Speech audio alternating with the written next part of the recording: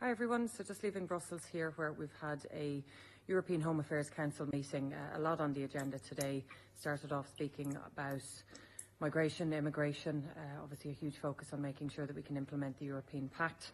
I outlined the work that Ireland is already doing on speeding up our processing, investing in our overall immigration system and IT, and making sure that we have a firm but fair system, making sure that those who need our protection get it and that those who don't, that there's a very clear way of returning people to their home country. A lot of talk about Syria. Obviously, I explained the fact that we have paused any decision on those who have applications in at the moment, but I think there's full agreement that this is a very challenging and evolving situation, and while it's positive that the Assad regime has ended, it's very difficult to predict what will happen in the weeks ahead, so it's really important that we act in a unified way as a European Union and with one voice. There was a big discussion. Now, I found this very strange that she talks about two topics here. She covers three topics. She's going to say the third one now in a minute. And then I'll say me a little bit, right? But she talked about immigration, the Assad regime, and this. On child sexual abuse material, but unfortunately we haven't made the progress that we would like to see.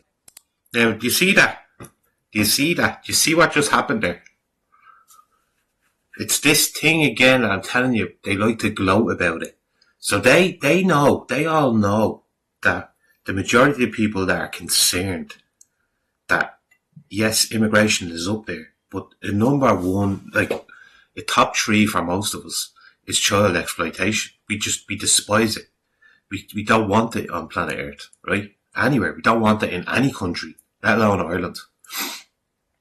But she mentions it and then says, we talked about child abuse, all this sort of things, but unfortunately we couldn't come to an agreement. Do you know?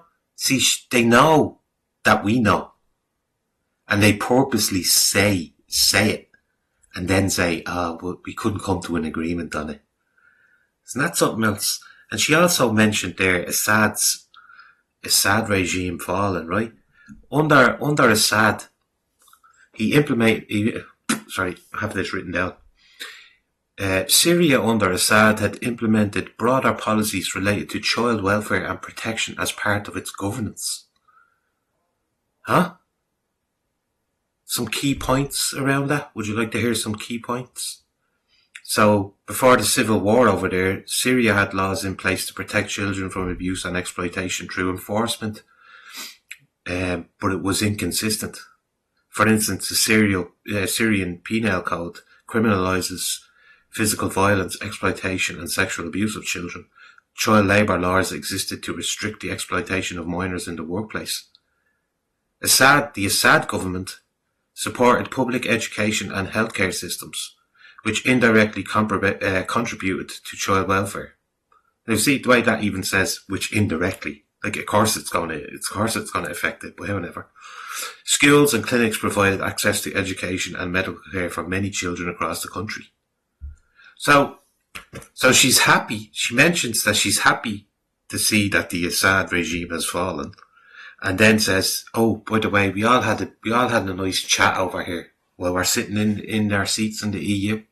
We all had a nice chat over here about someone mentioned child abuse, but we didn't get round to reaching a conclusion on it." Huh? They're mocking the fuck out of us, people. Beyond this, it's really important that internet companies in particular are held accountable when it comes to platforms that can be used for child sexual abuse. So it's work that still has to continue, but Ireland is very much of the opinion and of the view that we need to agree on this, that we need to do what we can to protect those who are most vulnerable, given the fact. We need to agree on this. They need to agree on it amongst themselves before they do anything. Huh? It has to be amongst themselves, though. Pure mockery, folks. McEntee. Pardon me, French.